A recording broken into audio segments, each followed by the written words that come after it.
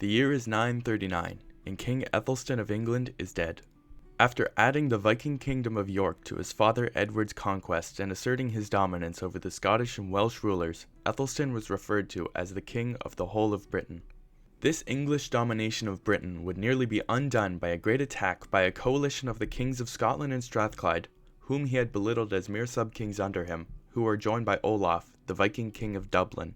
The two sides clashed in a bloody battle at a place called Brunanburh, where Aethelstan was able to win a costly victory.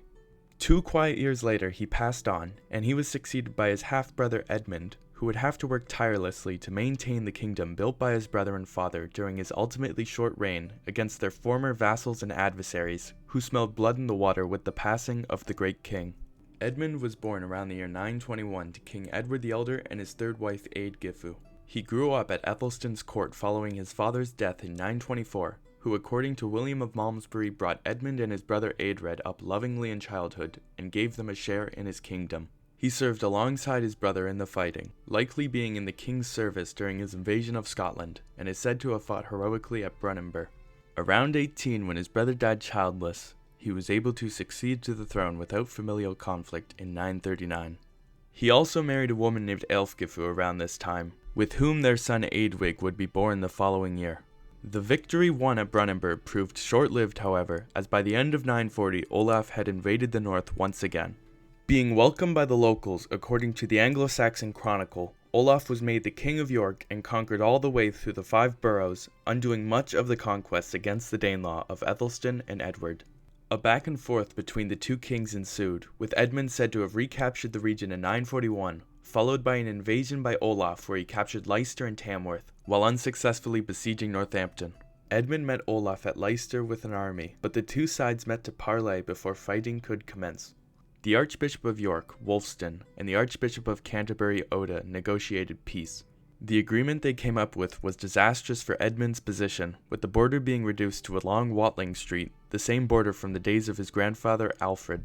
Thankfully for the survival of a unified England, this setback was soon undone thanks to a conflict amongst the Vikings. Olaf passed sometime during 941 and was succeeded by a cousin also named Olaf, who was soon forced to split his power with a relative named Ragnall.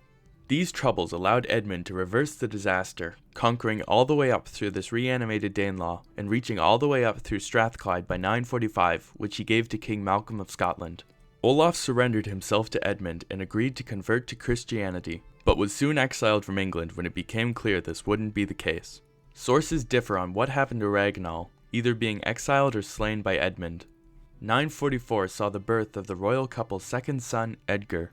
Ealfgifu sadly also passed this year, perhaps during his birth, but Edmund soon remarried a noblewoman named Ethelfled. Edmund would not be able to enjoy his great victory over the Vikings for long, meeting a tragic end in 946. Edmund met with guests at Puckelchurch in order to celebrate the feast of St. Augustine. During this feast, an exiled robber named Leofa appeared. According to later sources, Leofa was attempting to attack Edmund's steward, but the king came to his defense, dragging the assailant down to the floor by his hair and laying atop him. Leofa drew a hidden dagger and stabbed the king in the breast, slaying him. His son Eadwig was still a young boy by the time of his death, around the age of 24, so he was succeeded by his brother Eadred, the third son of Edward the Elder, to become king. Reigning for roughly 6.5 years, Edmund's short reign was fraught with conflict against the Vikings and his disloyal northern subjects. Despite the low point of the peace agreed to between Wulfstan and Oda, Edmund successfully regained the territories that his forefathers had fought tirelessly for, maintaining a semblance of English unity and ascendancy over Britain through his handing over of Strathclyde to Scotland, for which Malcolm swore an oath of fealty. Both of his sons Eadwig and Edgar would later become kings, with Edgar doing much for the church reformist cause in England. This cause would be led by Dunstan, the future Archbishop of Canterbury, who Edmund had made Abbot of Glastonbury, allegedly a promise made to God as his horse was about to jump off a cliff during a hunt.